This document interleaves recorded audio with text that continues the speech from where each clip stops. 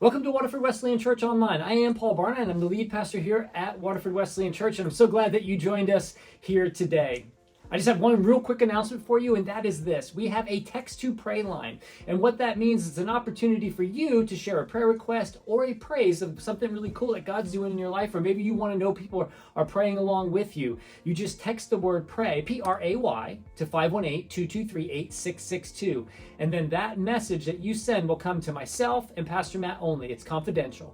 And then you can know that you have other folks praying for you as well as yourself, or you just want to have people rejoicing with you. You can text us praise as well, because we really like that too. But it's just an opportunity to know that you have other people praying for you, because prayer does change things. So again, thanks for joining us here today, and here's Pastor Matt.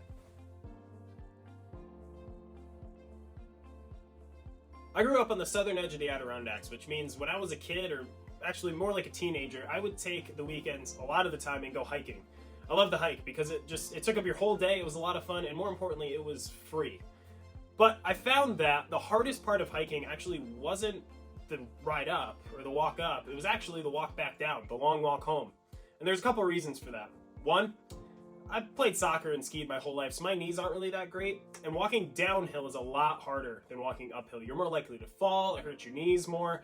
And let's be honest, and this leads me into the second reason why it's hard, is you've already accomplished what you've set out to do, right? You woke up that morning, or at least for me, and I said to myself, I'm gonna hike this mountain. I'm gonna get to the top. And then by the time you're walking down, you've already accomplished what you set out to do. And so the long walk home begins. And I find this to be true in hiking, but I also find it to be true in life. You ever been going after something and then you achieve it and then you have to walk home? Whatever that may look like for you. You see, when we try to accomplish something, or maybe we're trying to walk away from something, oftentimes we have to go back home. Here's what I mean. How do you measure a successful hike? Well, it's not because you got to the top of the mountain. No, actually, you measure a successful hike when you get to the top and then make it back home. Because if you just stopped at the top, I mean, you can maybe survive for a little bit, but you're not going to thrive there. And I find this truth in life, in hiking, and in a lot of other things. And Christ says that this is true as well in the parable of the prodigal son. So, if you would you please open your Bibles up to Luke chapter 15, verses 11 through 32, and we'll begin reading there. Jesus continued, "There was a man who had 2 sons. The younger one said to his father, 'Father, give me my share of the estate.' So he divided his property between them. Not long after that, the younger son got together all he had, set off for a distant country, and there squandered his wealth in wild living. After he had spent everything, there was a severe famine in that whole country, and he began to be in need. So he went and he hired himself out to a citizen of that country, who sent him to his field to feed pigs. He longed to fill his stomach with the pods that the pigs were eating, but no one gave him anything. When he came to his senses, he said, 'How many of my father's servants have food to spare, and here I am starving to death? I will set out and go back to my father and say to him, Father, I have sinned against heaven and against you. I am no longer worthy to be called your son. Make me one of your hired servants.' So he got up and went to his father. But while he was still a long way off, his father saw him and was filled with compassion for him, and he ran to his son, threw his arms around him, and kissed him. The son said to him, 'Father, I have sinned against heaven and against you. I am no longer worthy to be called your son.' But the father said to his servants, 'Quick, bring the best robe and put it on him. Put a ring on his finger and sandals on his feet. Bring the fattened calf and kill it. Let's have a feast and celebrate. For this son of mine was dead and is alive again. He was lost and is found.' So they began to celebrate. Meanwhile, the older son was in the field. When he came near the house, he heard music and dancing. So he called one of his servants and asked him what was going on. 'Your brother has come,' he replied, 'and your father has killed the fattened calf because he has him back safe and sound.' The older brother became angry and refused to go in.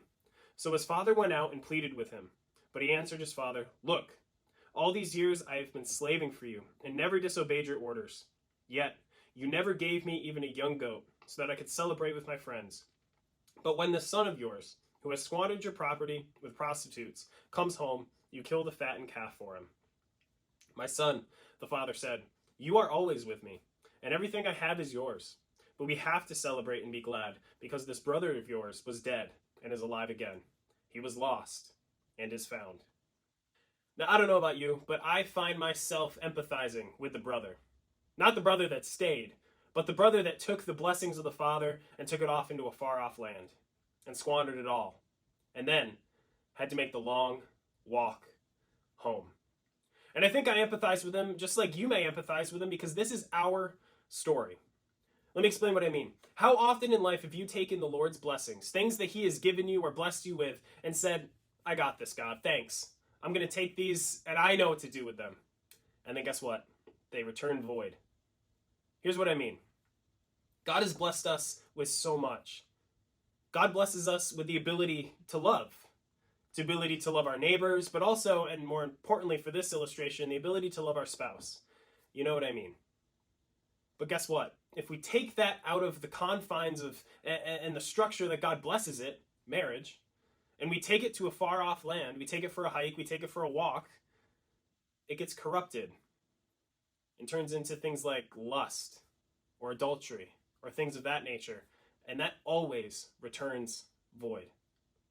Or how about this? Here at Waterford Wesleyan Church, we strive for excellence. And let me explain what that means. Excellence is doing the best you can with what you have to honor and glorify God. Notice who it's for. To honor and glorify God. Now, if you take that and you take it for a hike and you bring it to a far off world, well, you get perfectionism, where you're trying to do the best you can, but it's not for God. It's to make yourself look good. You want things to go well so that you can take the credit rather than giving it to God. Or maybe this. God gives us provisions. In Matthew 6:26, it says this. Look at the birds of the air. They do not sow or reap or store away in barns, and yet your heavenly Father feeds them. Are you not more valuable than they? Essentially, what Jesus is saying here is that why are you worrying about the things that you need? God is going to provide them for you, right? God is going to provide for you. And yet, if we are not thankful for the things that God provides for us, our needs, and we begin to, not be happy until we don't get everything we want, we have greed. And what is greed other than just getting yourself to a place where you don't have to rely on God? And then what happens if a greedy person loses everything? Well, they're both morally, spiritually, and financially bankrupt because they've made an idol out of stuff. And where's that? It all returns void. So I hope you understand what I'm saying. In life, we can take things that the Lord has blessed us with, just like the sun. Take them for granted, take them out, take them for a hike, take them for a walk, and then they will always return void. And guess what happens? Just like the sun, eventually those things will dry up because you've taken them away from the source. Something else will happen. The world that you are living in, that you've taken those things, will not be able to sustain you, to help you thrive. You may be able to survive. I mean, the son would have been able to survive, but he would have had to have eaten the pig's food. No. When we get to that point in our lives, we have two options. One, when all the things have dried up around us, when the blessings, the temptations that we have, they've dried up, well, we can dig deeper into those temptations, try to find our identity in those things even more, maybe in our greed or in our lust or whatever it is for you. Or we can do what the son did in verse 17 through 20, where it reads this. When he came to his senses, he said, how many of my father's hired servants have food to spare? And here I am starving to death. I will set out and go back to my father and say to him, Father, I have sinned against heaven and against you. I am no longer to be called your son. Make me like one of your hired servants. So he got up and he went to his father. You see, when we take the blessings of God for granted and we make idols out of them, whether it is greed or lust or whatever it is, again, for you, we have two options. We can either wallow in that temptation, just hoping that eventually it will not return void. Or we can do what the son did and get up and make the long walk home and ask for forgiveness. Because here's the thing. I'm sure many of you, I know I have walked this long road before, have taken that long walk home back to the Father. Here's the thing. But you try to put yourself in his shoes, or I guess lack of shoes at this point in his life. The shame, the dishonor. We just read that he would have rather have been a servant in the household of his father rather than a son, because at least he would have been able to be there and get the scraps from his father's table.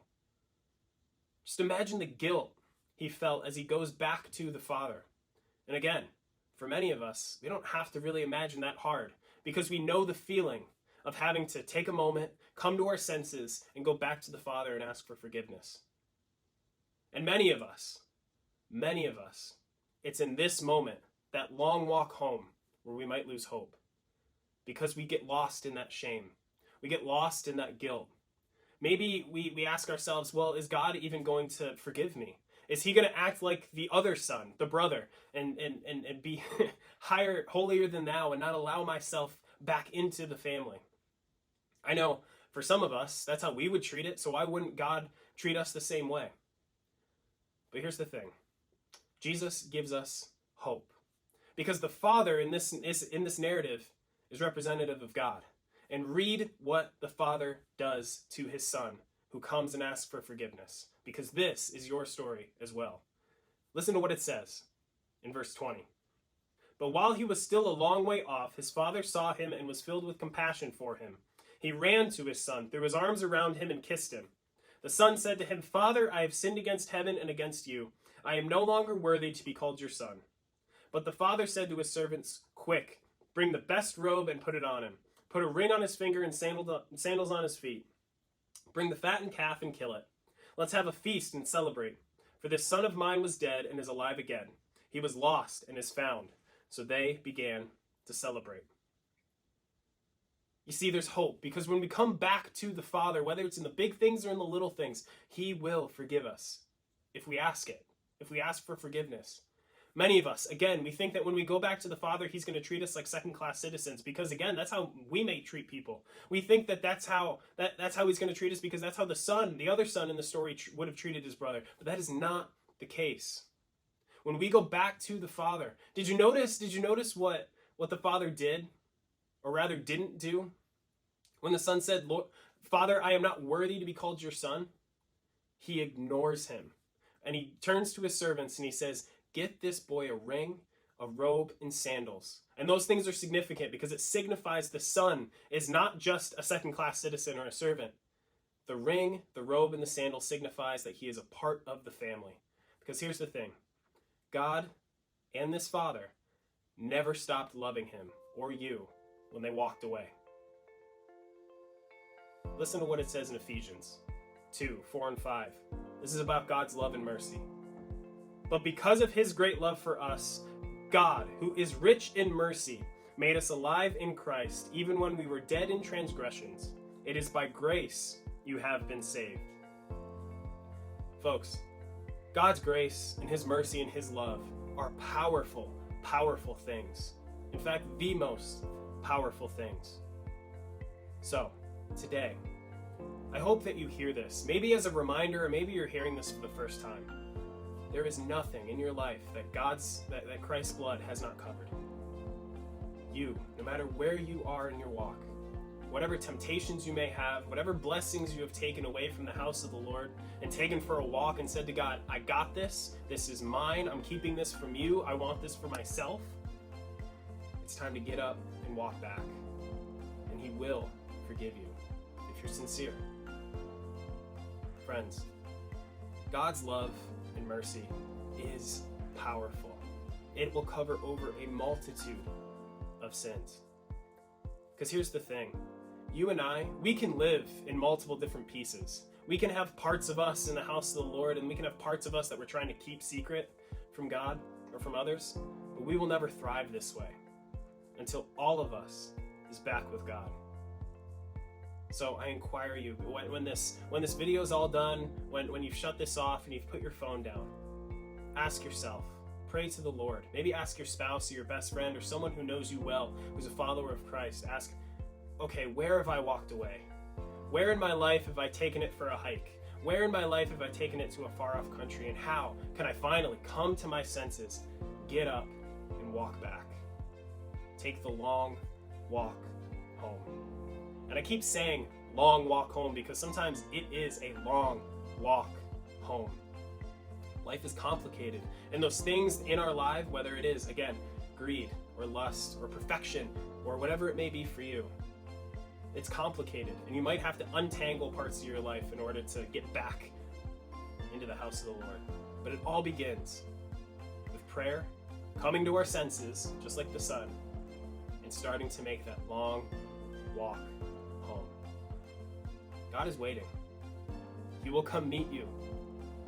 He loves you, and he wants you home.